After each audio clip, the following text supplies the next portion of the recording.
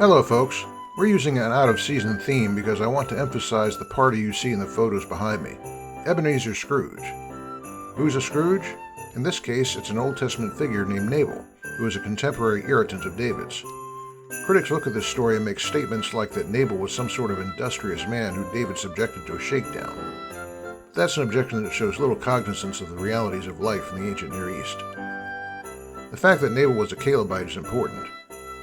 Nabal and David were kinsmen, and David in this passage was therefore looking out for his own. In light of the marauding Philistine bands that were stealing livestock, David's protective cover was not a luxury, it was a necessity. Now notice what Nabal does. David is probably the most famous member of their tribe at this time. Turning down his request for compensation is like telling your state senator to go jump in the mud after he has just secured funding for your neighborhood watch program.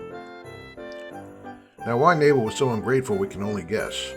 But either way, he delivered a deadly insult comparing David to a runaway slave, in spite of the fact that Nabal did owe him recompense, and Abigail recognized this. In the end, David is placated, but when it was time to break the news to Nabal, he apparently had a fit of apoplexy that gave him something like a stroke. Well, Scrooge might have reacted similarly had Bob Cratchit given all his money away. And note, by the way, that Nabal, who has servants to do his work for him, feasts and gets drunk, while the people doing the hard work like David must ask for sustenance.